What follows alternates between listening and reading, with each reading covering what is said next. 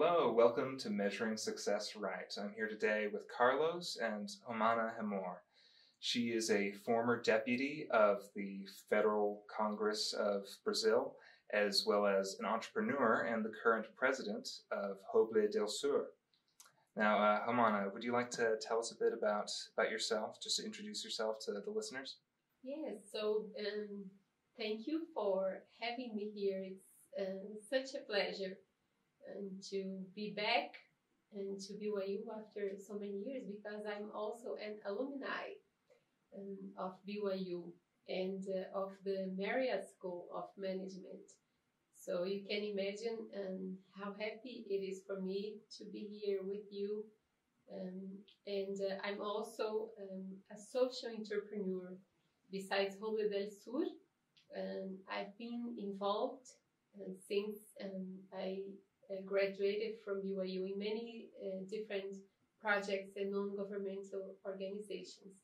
And above all, I am a mother of a now BYU student. She barely started this fall, and a wife, and a member of the church. I think those three roles are the most important and fulfilling to me. Wow, that's amazing.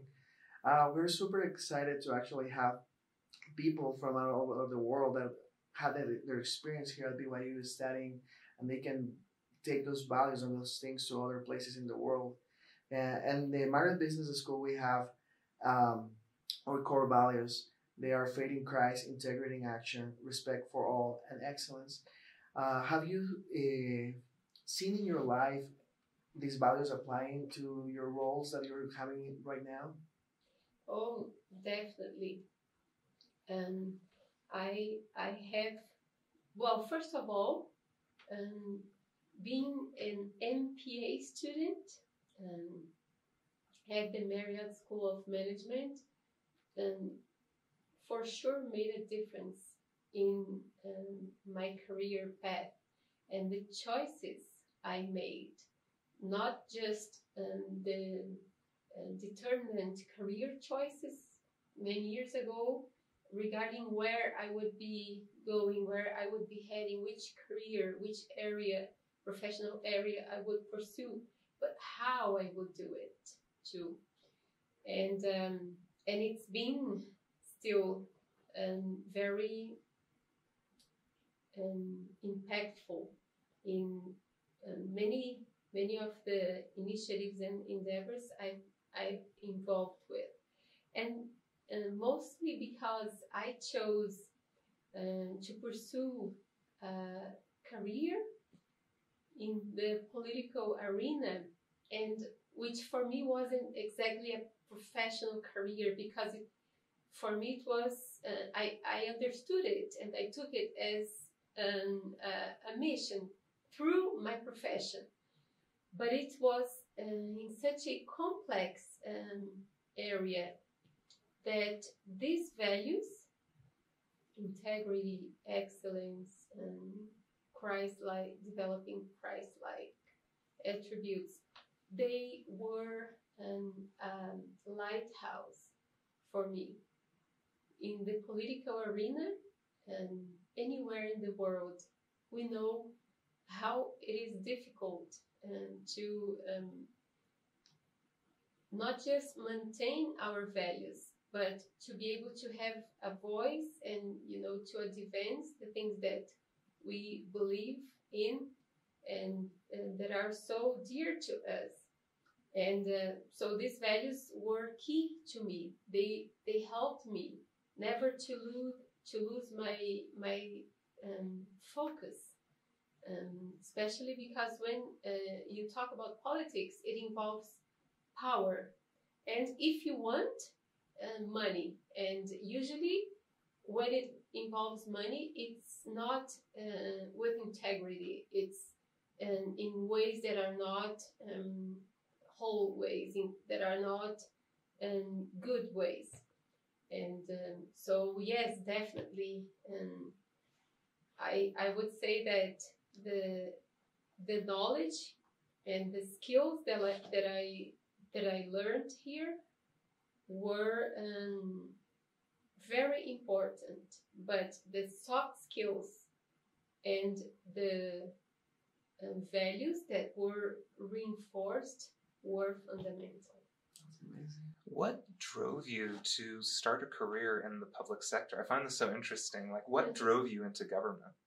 Okay, well, it has everything to do with the MPA program too. But since I was younger, that was something that would catch my interest. In Brazil, we had just gone through the redemocratization process. So when I was around 12, we had just elected our first elected president after the military regime. And there was turmoil, as natural as it was. And I would go walking to school with my younger brother. And on the walls of the city I lived, there would be so many words of protest written with, how do you say, like when people... Oh, graffiti? Yes, graffiti. Saying things like, we want to impeach the current president, or, words of protest like that. And I would read those things, even right before the process of redemocratization. Then those things would be asking for elections, for the electoral process. And I would get to school, and some of my teachers told me later that I would get to class and ask them what that meant, why it was written, who was that person whose name was there, when it was object of protest. And when we had civic celebrations, my friends didn't like it. I loved it. I loved to participate in. And so usually the teachers would ask me to write a poem or to recite our official national anthems or hymns or things like that. And I had a different feeling when I did that. Like when we would listen to our anthem, when I would see our flag, even, younger, that had a meaning to me. But I didn't know what it was and, what to do about it. So I started studying law right after I graduated from high school in Brazil. In my third semester, I had one class that opened my eyes and heart. It was a political science class. And even though I liked law, I thought, well, this is what I would like to study, I think. But we didn't have any university there that had a political science major at the time. So I had to pause attending school because of financial constraints. And I decided that if I would be able to come back, I wouldn't return to that law school and to study law. I would try and study political science. So I started researching BYU, and I found out that they had a very robust political science department. And I thought about applying. I decided to. It was something very distant to me, to my reality, to the circumstances of my family. And so it was indeed like something difficult, hard, very challenging. For almost 2 years, I was in the process of application. We didn't have email at the time, so we would send the application through post mail, and then all the documents that they would ask after the translations, official transcripts, so many things, letters of recommendations.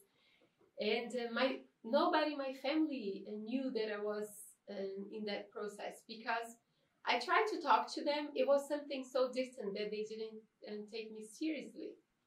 So I kept that to myself to see if it would work.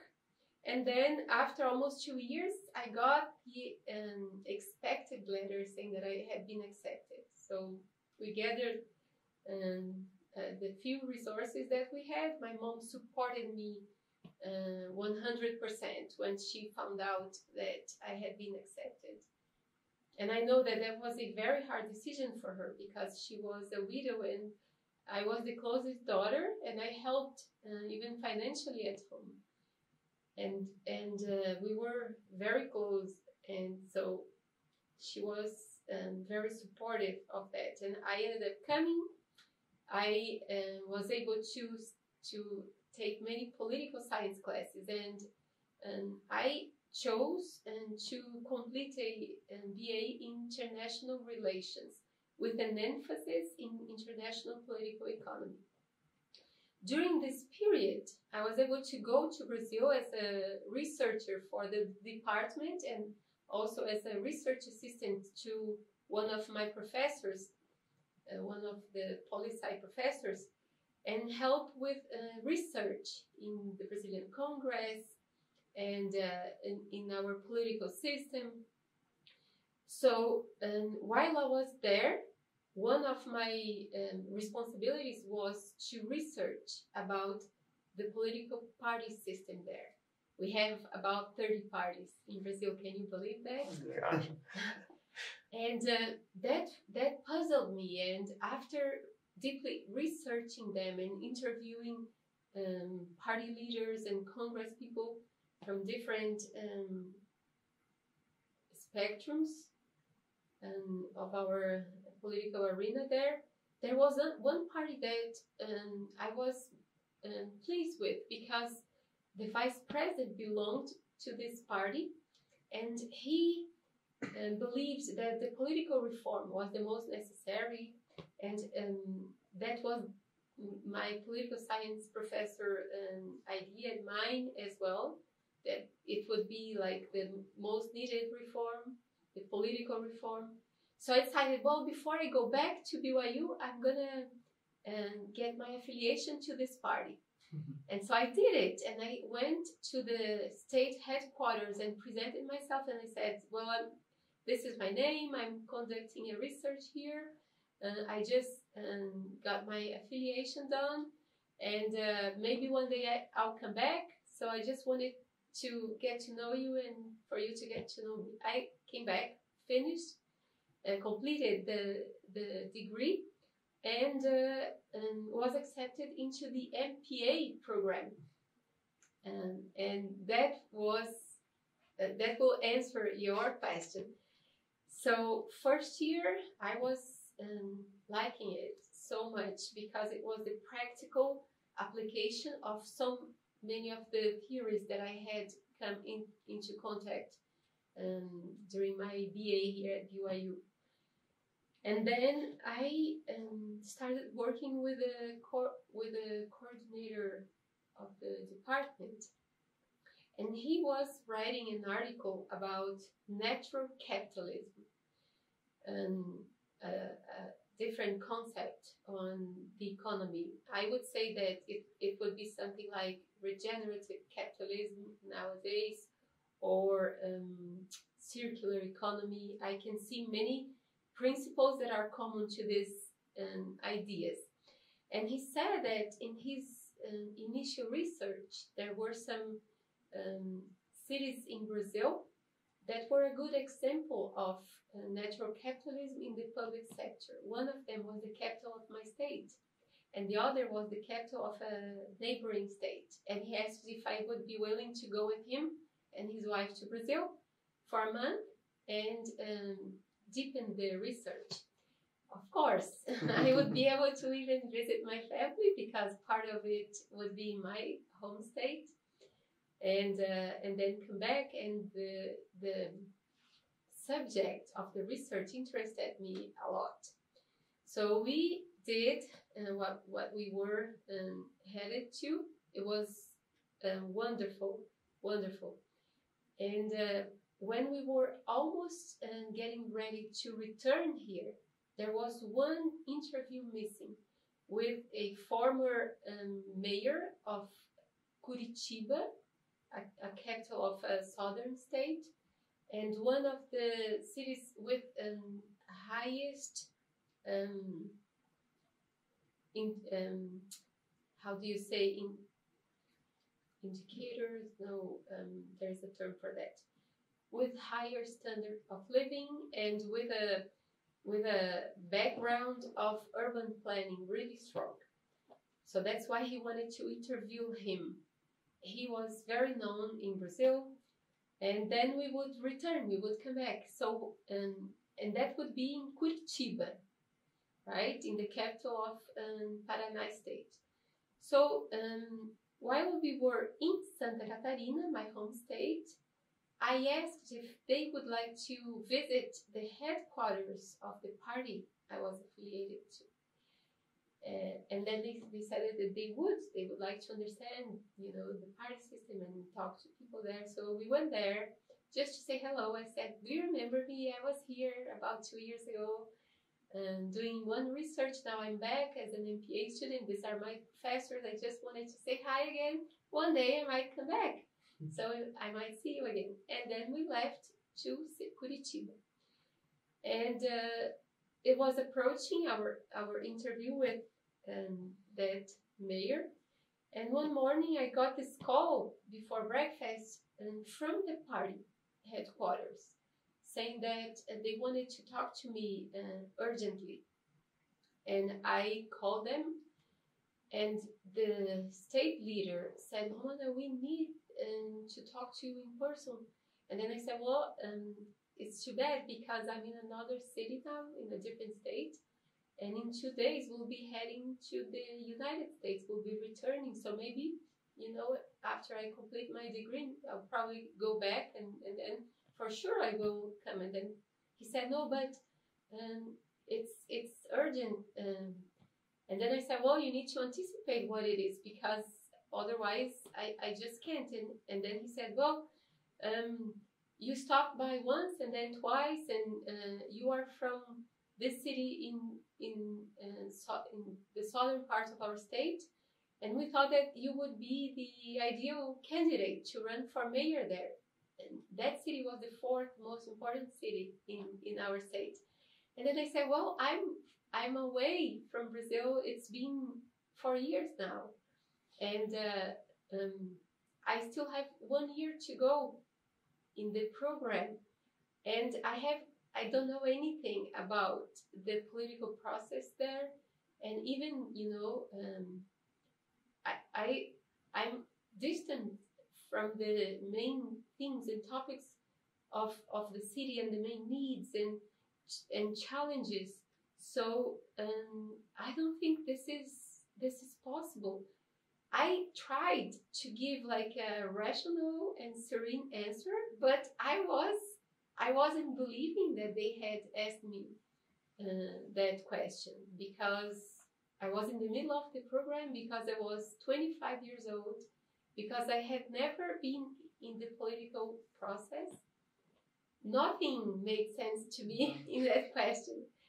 So I went to meet my professors. They were having breakfast, and I told them, and I said, you can't believe what just happened. This is like, it seems to me that it's not like real, that it was a dream. And then my professor said, Dr. Donald Adolfson, I'll never forget. I said, Romanna, what did you answer? And then I said, well, I was going to say no, but they said, please you don't have to answer now. Think about it, we'll call you in some hours. Because they probably perceived my reaction of astonishment. So I said, well, I haven't yet, but I'll say probably no, because, I'm your student. I'm in the middle of the program. You're returning to the US in 2 days. And then he said, that's up to you. It's your decision. But let me ask you one question. Why do you think we are trying to create these opportunities of knowledge for you?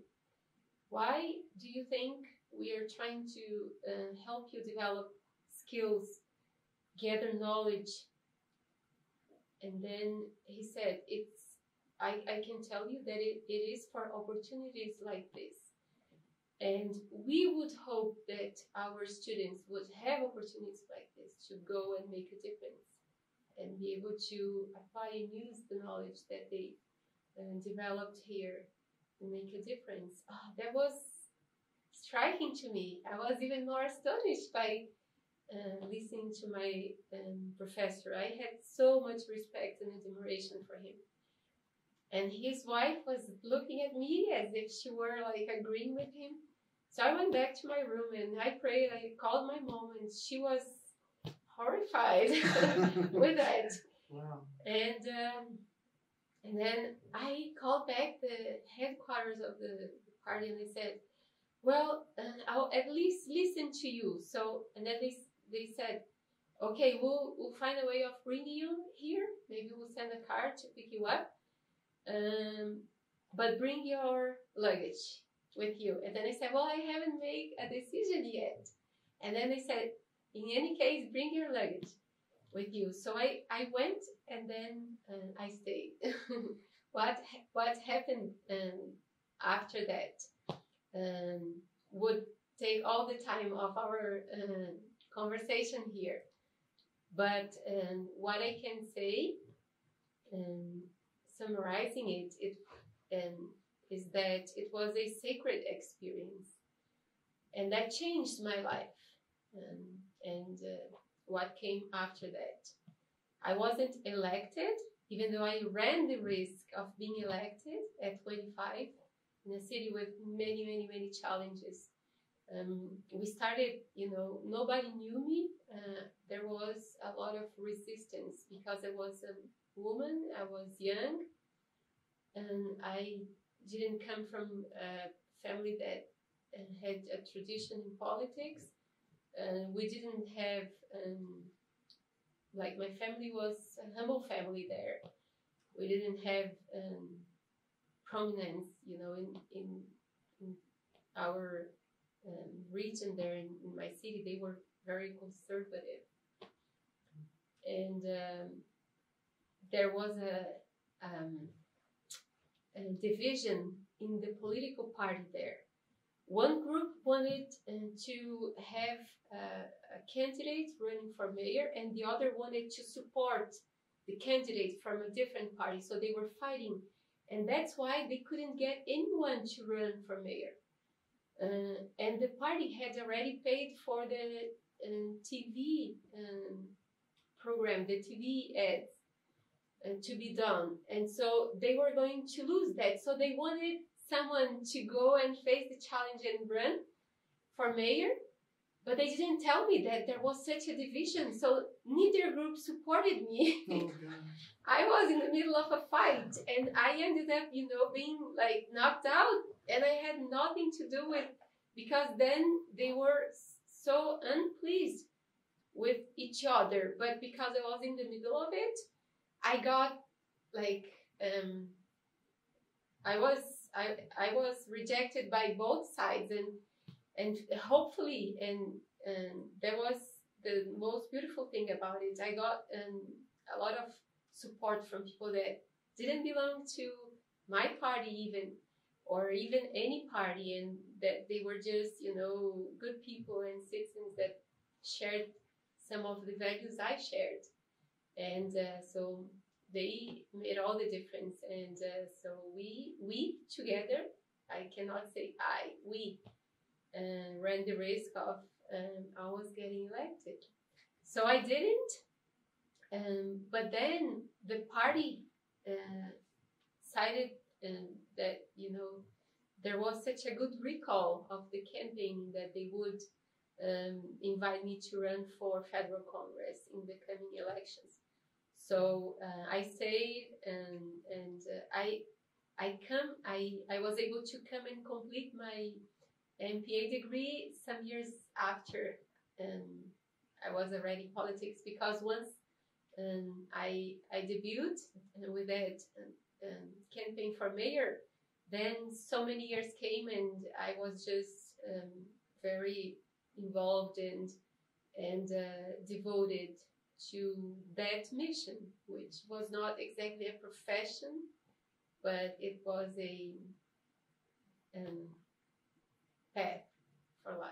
Well, that's an amazing story, and it's really interesting because especially in Latin America, we don't have a lot of members of the church that represent our beliefs in the political arena. How do you feel that the values that you learn challenge you or help you through this process of becoming a politician in your country?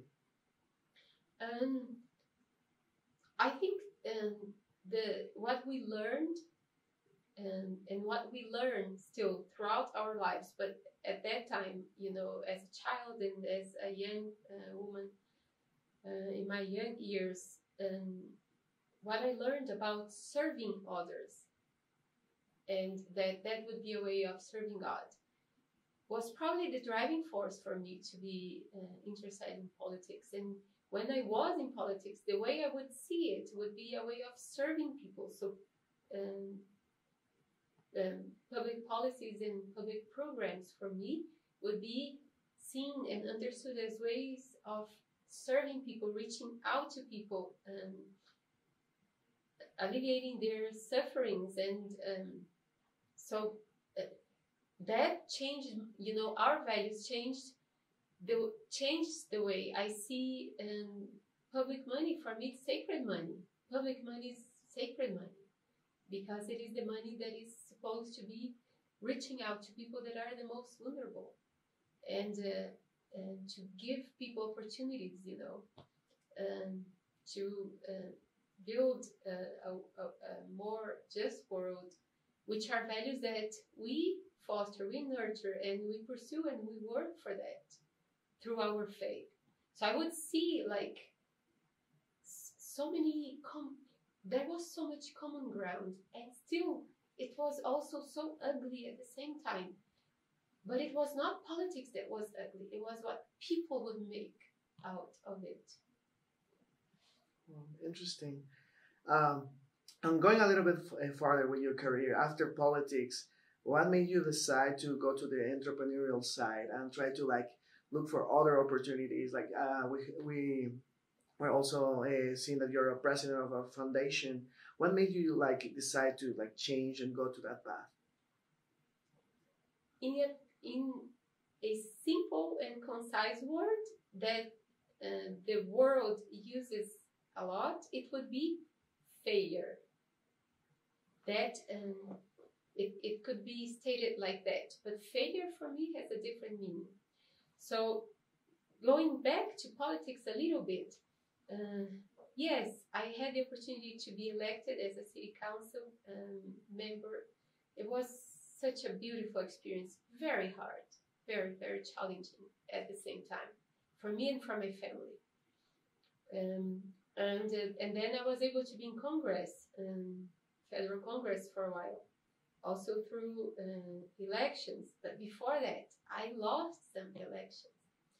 And then finally, I ran for mayor again of my city in a very hard election that I knew that my husband and I, he was my campaign manager, my everything, we knew that the election would be very hard. And we had decided that had I not been elected, then we would take a break to take care of our lives, because financially, professionally, emotionally, it had drained almost everything that we had. And we needed to, you know, take care of his professional career. We needed to provide for our family, and you know, make sure that we would have means in the future, because politics was so unstable. And when you do politics with integrity, it's not financially you don't make money in politics unless, you know, there are other ways, through corruption and other means, that yes, but otherwise, no. not at all. And then also our family, because we were both so involved. Our daughter was young, and still, like we both thought that it was a wonderful, beautiful experience, even though very hard. So we decided that if not elected, then he would go back into consulting, and then we would figure, which path we would take. If I had been elected, it would be for one term, and then we would also make a pause in politics and do the same thing, take care of our lives. So I ran, and I didn't get elected for the second time running for mayor of my hometown. Very hard election, and we knew that the chances that the election would be cancelled, not valid, were great, because the mayor that was going for re-election and that I was running against, he had been convicted for crimes in politics before, and then there is a legislation in Brazil that says that if you have like a conviction, you need to wait for 8 years until you run for something. So he was able to register his candidacy, but it wouldn't be sustained. When they would be able to evaluate the electoral court, it would be null. And it happened. So a few weeks after the elections, it was cancelled. And I had been trying to tell people, hey, he's playing with you. This is not going to be valid. Please, like, you don't have to vote on me if you don't want. But I don't think it's fair with you that, you're spending public money in this electoral process and it's going to be cancelled. And it's like 2 or 3 months campaigning, getting people to go and vote, and, moving all this electoral machine. It's going to be cancelled. So we are playing like a lie here, and I can't, because I know the truth. And then he would come and say, oh, he would deny. And unfortunately, most people believed on him until the election was cancelled. Then I couldn't do anything about it. And it was hard to see that, sometimes people need to pay the price of making bad choices. Well, then we decided to make a pause in politics. And for a year, my husband went back into consulting, and we were considering retaking our studies. I had completed the MPA degree by this time, so we were considering maybe a doctoral degree or something like that, or becoming entrepreneurs. And then we decided to become entrepreneurs, and it's been 10 years now. And meanwhile, we continue to be very active in organizations, humanitarian organizations, and so that's where we are now. Well, that's amazing. So how's your entrepreneurial journey been so far? Like, what have been the main lessons that you've learned over the years?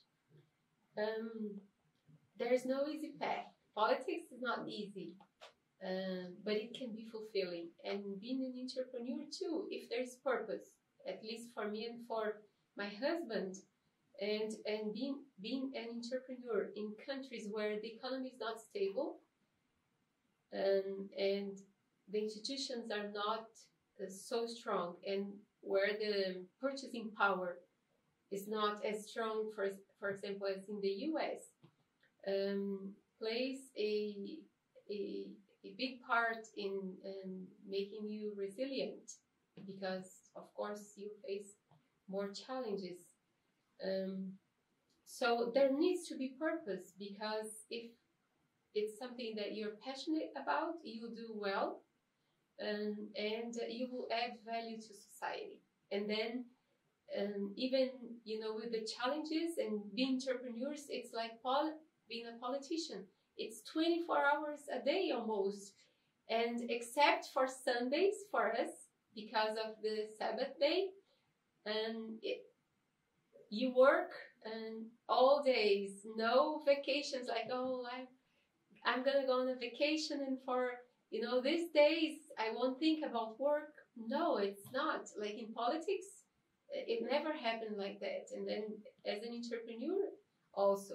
So it's always with you. And because we worked together as partners, then you can imagine that, that would be even more intense, because wherever we would go, or even at home, we would have necessarily to speak, to talk about our business. And so I would say, like, the greatest insight that I could share would be, you need to be passionate, because then despite all those things, you will wake up happy and excited for what is to come. So yes. That's amazing. Well, I think your experience actually helps a lot, and all the international students that are actually listening to this, it's really interesting to get to know a little bit more of your story, because it's like a reflection for most of us. I'm also like studying an MPA as well as my friend here. And we have like in our class of the MPA program, we have a lot of international students, and sometimes it's kind of hard to look and find like a focus for our own cases, because like we come from different perspectives. But it's refreshing to find like this kind of perspectives, knowing, okay, we can make a change in our countries too. We can actually study this program and look for opportunities to help the people in our own places. And yeah. Can I say something about sure. it? And I will say this in a personal way.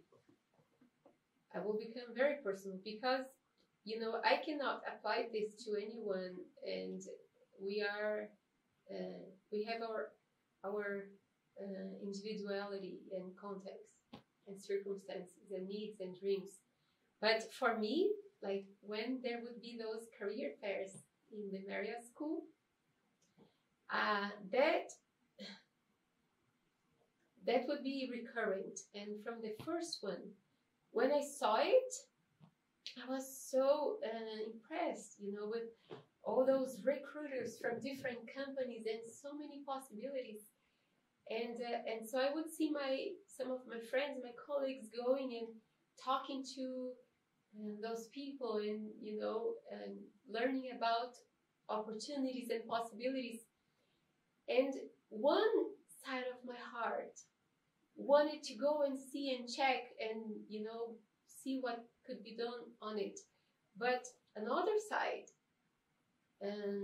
would tell me, Mana, but you need to go back to Brazil. You need to go and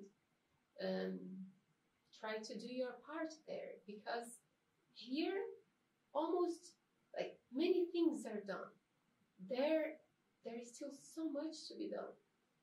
And so after the first, the second, the third time, each time there would be a career fair, I would pass by, and it would be a little bit sad to me, because it could be something exciting, but I knew somehow inside that it was not for me. So that's how it happened to me.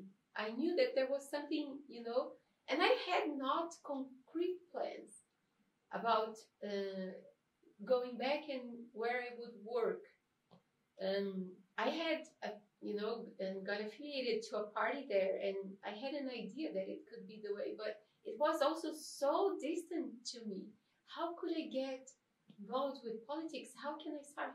How can I run for office and be supported by a party? And I didn't have money. I wasn't known.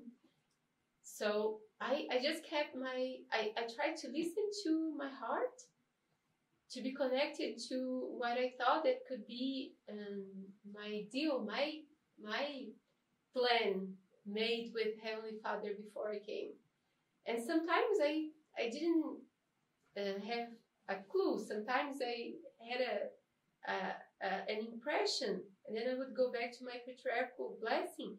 But I can't say that it was all clear to me, and I tried to make good choices, and things were they happened, and I had my mind and my heart open to that. So that was my case, my circumstance, my story, and I know that it's BYU student will build his own, and it will make sense if somehow it's aligned with what we have probably conversed with Heavenly Father about what we could come and do, even our failures, and I had many. Oh, wow. Thank you so much. That's an incredible insight. We would like to also to ask you, how do you define success? That is such a good question. I've been thinking about it a lot. Talked about it with my husband in the recent years. And usually, when I'm invited to speak in different places, and then people read my bio or my introduction, we all usually focus on what we call successes, right? Accomplishments. But I know what is behind it and what needed to happen before. And the world calls that failures. And I call it now learning experiences that are not easy. Some of them are really hard. And some of those that the world would call failures were more precious to me, to my eternal journey, than what the world calls success. The things I learned and what I have become, I would attribute much more to the situations when I did not succeed as I wanted at the time, than the opposite. So success for me is to become what we came here to become as children of God, and to be able to be happy along the way. That's success. Thank you so much. Yeah, that's a really beautiful story. Thanks for coming on with us today and just sharing your experiences and your wisdom. We really appreciate it. Thank you. I'm going to thank you. And thank you for having this podcast, and especially with this name. Because, we need to be reminded what success is really. We live in a world portrayed in social media that is so misleading, so superficial, and make people so unhappy and lost sometimes.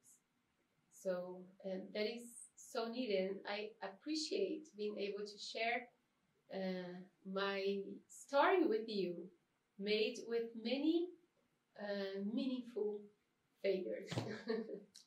Thank you so much. And thank you everybody for listening to our podcast this time.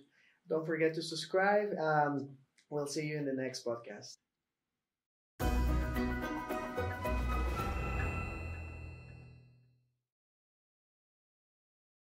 The views and opinions expressed in this podcast do not necessarily reflect official policy or position of Brigham Young University or The Church of Jesus Christ of Latter-day Saints.